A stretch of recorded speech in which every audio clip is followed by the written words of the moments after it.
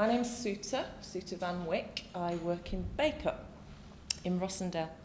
The slideshow behind me is giving you a very visual introduction to what we do. It's very hard to sum up what we actually do because we do a lot.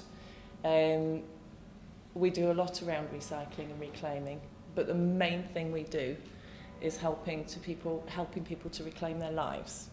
Because as the previous speaker has just pointed out, there is an awful lot of austerity around at the moment, which is having a massive effect on people. The site, which you will see, comprises of greenhouses, which were due to be destroyed in 2004. The council used to run their parks operation there. Not huge site, but big enough. Sadly, the park keepers were then moved to somewhere else. They are still there, but they're now in a metal lockup, which sounds quite austere, but they do a fantastic job. The site itself now has grown from a tiny project, which I started in 2009, which was around food growing.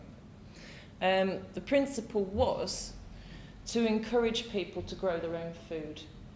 The idea was to recruit volunteers, to train them up, show them how to grow their own food, and then to partner them up with isolated people in the community who couldn't actually grow their own food but had gardens.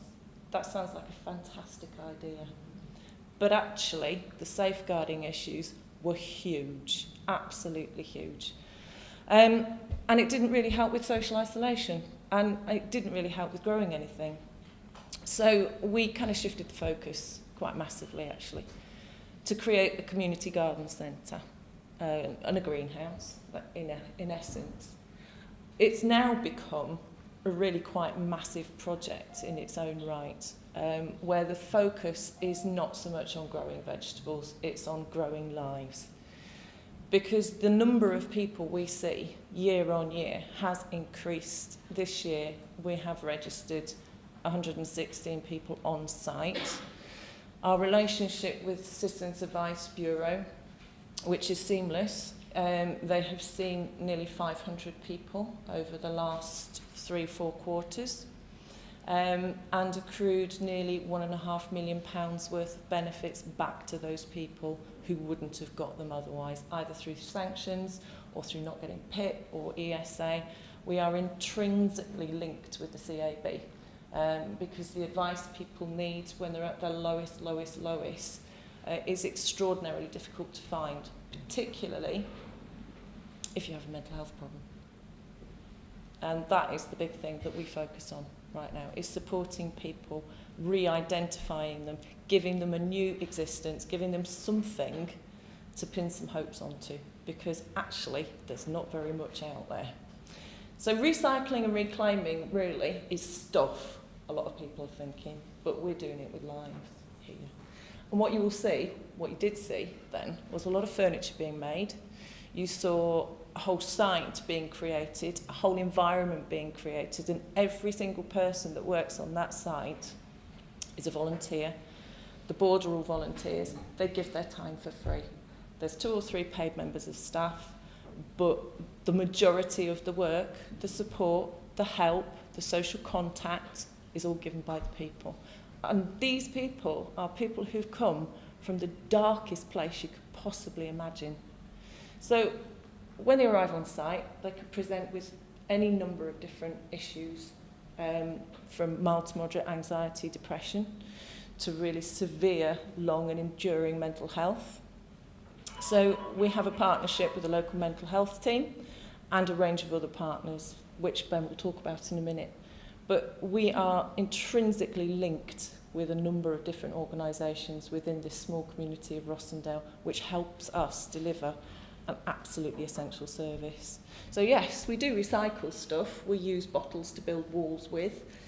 We use pallet wood to build all our products with. And all the people that grow things, make things, do things, are actually growing themselves as well, which is the key thing. Because without those people there, who initially, when they present, I've got no skills, I can't do anything, will actually be making all sorts of wonderful products for us to sell. Because we're a charity and we're a not-for-profit organisation, we do get funding from the Big Lottery Fund. We've had funding from the CCG, we've had funding from Awards for All, and we've had small pots of funding from Santander Bank.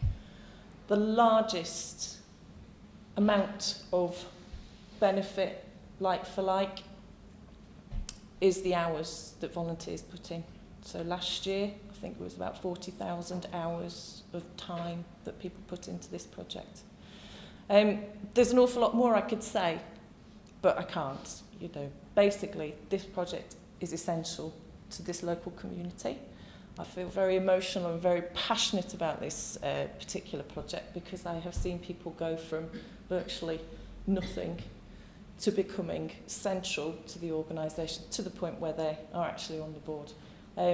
So if anybody would like to come and visit, I've got details. Please come and see us anytime. I'm quite happy to answer any questions.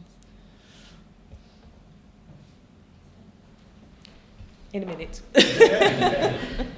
Just briefly, before you have any questions, it's really nice to see so many people from Rosendale here. I hope you got your passport stamped in Edenfield. It was great. There's a big sign on the motorway, please adjust your calendar, you're now into 1953.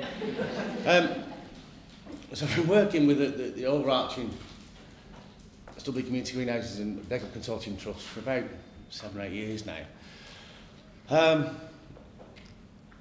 2014-2015 we were looking at treatment routes for people. There were a lot of people coming through into primary care, which is Minds Matter teams and things like that, primary care teams with mild to moderate anxiety and depression, and people that were getting lodged in a secondary care system, getting trapped within community mental health teams, one thing or other. And they had a huge amount of people kind of floating around on the periphery who were really, really unwell, but didn't want to step inside an NHS building, didn't want to kind of step over the threshold and let go of their identity. Because as soon as you step over the threshold into an NHS building, you become a patient, don't you? You become a service user. So you step into that primary care building, it's got NHS on it in massive letters. You're instantly stigmatised. You adopt this persona of patient service user. You're theraped for 6 or 12 weeks. And then you're discharged at the end of that. So you've got these really negative paradigms of patient, i.e. somebody who's in need and really struggling. You've got that therapy thing, which in the UK is quite a negative kind of thing to look at, and then at the end you've got discharge. Nobody wants discharge, yeah, it's a horrible thing. So we looked at the recovery college models and thought, right, we'll set them up. So in 2015 we opened the first chunk of the recovery college, giving courses in symptom management and how to rebuild your life. So that symptom management and the awareness stuff could be anything from mental health awareness to eating disorder awareness, PTSD awareness, to longer term courses around managing your symptoms of psychosis or bipolar affective disorder, one thing or other like that, do mindfulness and all those things. But people come, they walk through the door as a student, they receive education and then they graduate at the end, which are all really, really positive paradigms. So on the site at the college, at the HU work we do with Citizens Advice Bureau, we work with about 2,500 people a year now, with 3 employed staff and a lot of volunteers, which is a lot of people. And this year alone, we work in calendar years in our college, which confuses other educational establishments massively.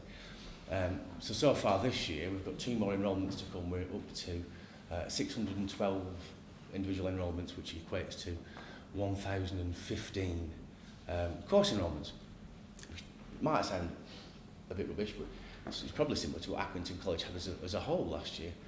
And we only were out of 2 rooms, never mind a massive campus. But people come, the phrase is patient or service user are banned, and I'm a member of the board, and it's a disciplinary offence if the staff use patient or service user. People are participants, they're volunteers, they're workers, they're students, and we embrace those positive paradigms of life to rebuild. We've been discussing recycling and reusing, but what we do best, and in a big chunk, is about rebuilding lives, rebuilding communities, rebuilding connections. We have really close links with 30 partner agencies now, and we're now at the stage where partners come to us. We don't need to chase anybody. People come to us. We're now just about the top of the country for recovery stuff. So it's all really, really exciting stuff. But on the concept of those positive paradigms, one phrase that we'd never ever use on site is make, do and mend.